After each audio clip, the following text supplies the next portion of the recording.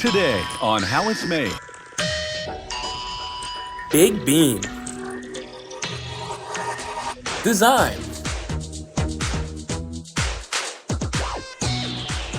Fabrication.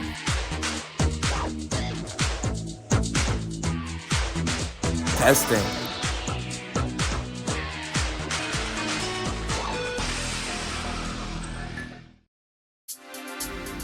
The PCI Big Beam competition takes place every year and involves many prestigious institutions.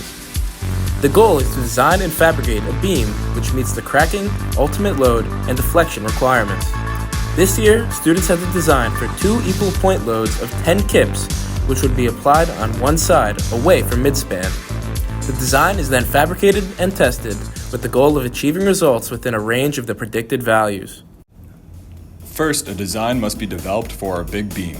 The cross-section is designed to withstand the resulting moment of 2 10-kip P loads without cracking and for failure to occur at 2 20-kip P loads. During design, compliance with AASHTO standards and ACI stress checks are ensured. Losses due to elastic shortening, relaxation, creep, and shrinkage are calculated.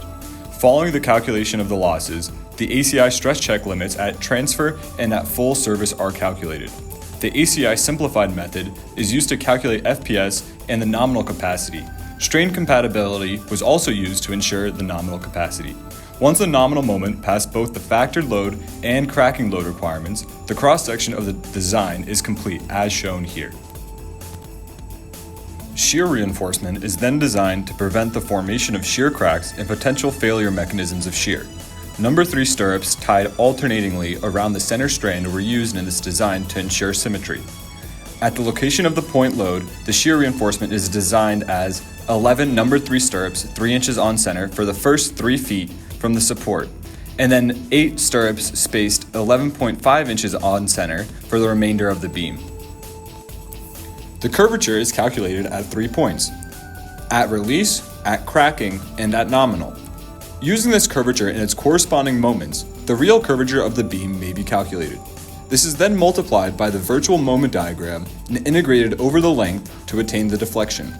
The ultimate deflection is attained by applying the nominal moment capacity at the location of failure. After completing the design, fabrication can begin. In order for the beam to be cast, go to Northeast Prestressed, the best supplier of prestressed beams in the tri-state area. On site, the first thing to do is check the dimensions of the form to make sure dimensions are relatively close to the design. The next step is to tie the shear reinforcement, which was done to perfection. After the stirrups are tied, then the form is closed and our concrete mix is craned over from the mixing plant and poured. The concrete is then poured little by little into the form and evened out as much as possible. As it is poured, the concrete vibrator works out as many of the air pockets as possible. It was a little worrisome that our expert tying jobs would be ruined, but everything worked out well in the end. After a hard day's work at the pre-stressing plant, don't forget to go to Yingling to pick up some brews. Once the beam is brought back to the laboratory, the actual dimensions are found so that calculations and predictions can be modified. Extra concrete from the plant is used to make testing cylinders and beams. These are broken to determine the true compressive strength, modulus of rupture, and modulus of elasticity. On exactly April 18, 2024, on the eve of a solar eclipse, testing of the big beam can commence. Using Lehigh University's 5 million pound press, the beam cracked just in time, failing right before the 40-kip load. The last task in the Big Beam project is to compare 3 critical calculated values to their actual values. Our predicted values for the cracking load, and ultimate deflection are 22.9 kips, 39.84 kips, and 1.7 inches, respectively.